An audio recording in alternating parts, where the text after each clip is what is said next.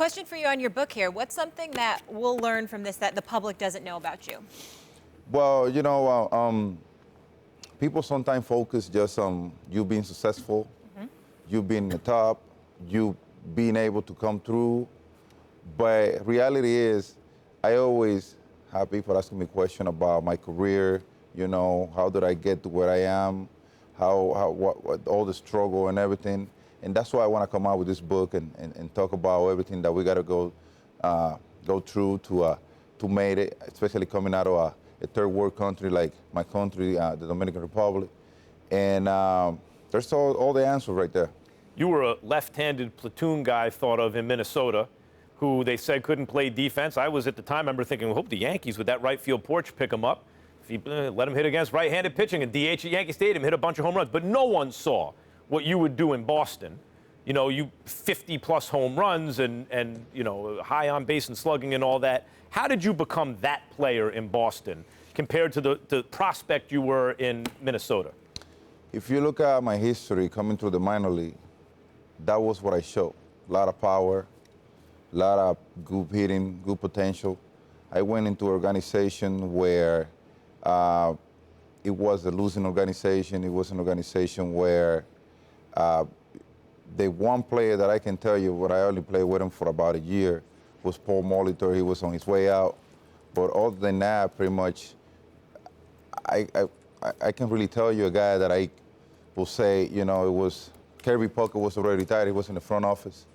You didn't have the right influences around you in Minnesota? That's what I see, because the minute I get to Boston, I start looking around that clubhouse, I start looking around the potential that we have, and I start picking on everybody to be who I want to be. The work ethic, how everybody go by the business. I saw a guy like Jason Varitek, Pedro Martinez, Manny Ramirez. I mean, guys that were like the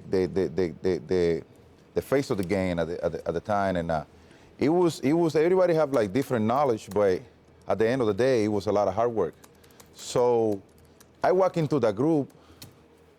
I mean, and in my mind, I always been spun. I always like to pick on the good things that I feel like it can help me down the road, and basically I started learning how to slow the game down, and that was a bit. With all of that being said, as you sit back and reflect on the game that you just departed from, now that you look back on it, where do you see the state of baseball right now as we speak? Just looking at the game itself, we see football and basketball elevating in our eyes. America's national pastime doesn't appear to be what it once was. How do you feel about the sport of baseball right now? I tell you what, the talent that is in the game right now, combined with the age, is something that it kind of impressed me every day. Because, quick example of it is like when I first came to the big league, I remember we had 14 rookies in a team, and our manager at the time, he was kind of having a hard time because he was so used to veteran players, and I can imagine what it is to deal with 14 rookies at once in a 25-man roster.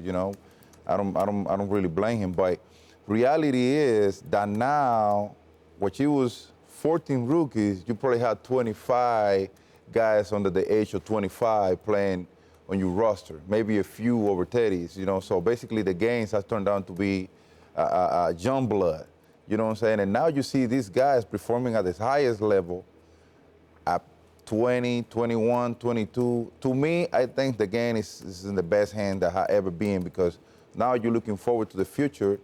You can tell yourself, well, I'm going to see this guy performing for the next 15 years at least. You know what I'm saying? And that's great to me.